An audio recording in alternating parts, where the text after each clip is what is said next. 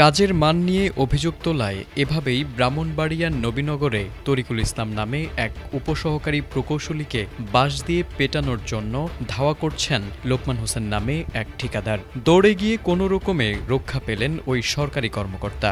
একজন সরকারি কর্মকর্তার উপর জনসম্মুখে এমন আচরণের ঘটনায় পুরো উপজেলায় চাঞ্চল্যের সৃষ্টি হয়েছে। স্থানীয় সূত্রে জানা গেছে, সোমবার দুপুরে শিবপুরে উন্নয়নমূলক কাজ চলাকালীন প্রকৌশলী তরিকুল ইসলামের সঙ্গে ঠিকাদার লোকমান হোসেনের সাথে কাজের মান নিয়ে কথা কাটাকাটি হয়। এক পর্যায়ে মেজাজ হারিয়ে লোকমান হোসেন একটি বাঁশ নিয়ে ওই কর্মকর্তাকে মারধর করার জন্য ধাওয়া করেন এবং অশালীন গালমন্দ করতে থাকেন। এমন ভিডিও মুহূর্তের মধ্যে সামাজিক যোগাযোগ মাধ্যমে ছড়িয়ে পড়লে নবীনগরে সচেতন মহলে তীব্র সমালোচনার ঝড় ওঠে। স্থানীয়রা আক্ষেপ করে বলছেন, নবীনগরের ইতিহাসে একজন সরকারি কর্মকর্তাকে মারধর করতে ধাওয়া দেওয়ার মতো কলঙ্কজনক ঘটনা আগে কখনো ঘটেনি। নাম হচ্ছে Mirza Mohammad Tarikul Islam, sub assistant engineer, Nabinagar LGED Brahmanbaria. আমি এই রাস্তার মানে তদারকি কর্মকর্তার কাজে নিয়ে যেত। আমি আর আমার এক কলিগ আছে মাসুদুর রহমান মজুমদার সাহেব, উনি না? জি। আচ্ছা আচ্ছা। আমাদের টিম গতকাল একটু সমস্যা হয়েছিল, পরে হেডকোয়ার্টার থেকে টিম আসছে। কনসালটেন্টের team leader Shah Alamgir sir, Ahmad Ali sir এবং প্রকল্পর সিনিয়র সহকারী প্রকৌশলী তরুণ কুমার বৌদ্ধ আর আমার উপজেলা প্রকৌশলী স্যার সবাই মিলে রাস্তাটা পরিদর্শন করি জিরো সিনেস থেকে। তো টুকটাক ভুল ত্রুটি আছে, এগুলা দেখে দেখে আসতেছে। আস্তে আস্তেই মানে শেষ প্রান্তে এসে আফতাবউদ্দিন খান মাজারের সামনে এসে ঠিকাদার লাঠি নিয়ে এসে, মানে ঠিকাদারের নাম কি? ঠিকাদারের নাম হচ্ছে লোকমান সাহেব।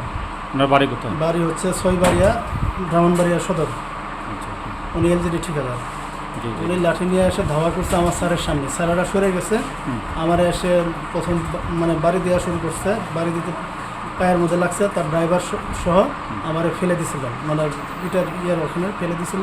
পরে আমি উঠে দৌড় দিছি, পিছে পিছে লোকমান সাহেব আমার লাঠি গাছের গুঁড়ি দিয়ে ধাওয়া করছে। এটা ভিডিওতে আছে, লোকমান সাহেবের ছবি সহ আর ওনার ড্রাইভারের ছবি সহ আছে।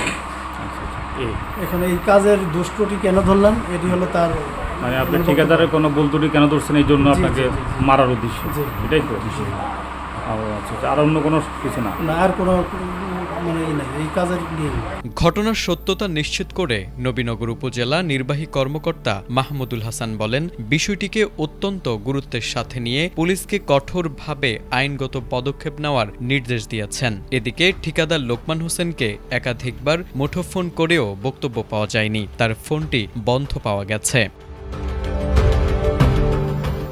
অভিযোগ রয়েছে, সাবেক গৃহায়ন ও গণপূর্ত মন্ত্রী ও জেলা আওয়ামী লীগের সভাপতি ম ওবায়দুল মোক্তাদির চৌধুরীর ঘনিষ্ঠ হিসেবে পরিচিত এই লোকমান হোসেন সেই দাপট দেখিয়ে এখনও তিনি তার প্রভাব বিস্তার করে চলছেন। তার নামে পরিচালিত মেসার্স লোকমান হোসেন নামে একটি ঠিকাদারি প্রতিষ্ঠান LGEDর মাধ্যমে নবীনগর উপজেলায় প্রায় অর্ধশত কোটি টাকার বিভিন্ন উন্নয়নমূলক কাজ করছে, যা নিম্নমানের সামগ্রী ব্যবহার ও ধীরগতির কারণে এই প্রতিষ্ঠানের বিরুদ্ধে গাফিলতি ও অনিয়মের অভিযোগ রয়েছে এবং যথাসময়ে প্রকল্পের কাজ শেষ না করায় চরম ভোগান্তি পোহাচ্ছে সাধারণ মানুষ।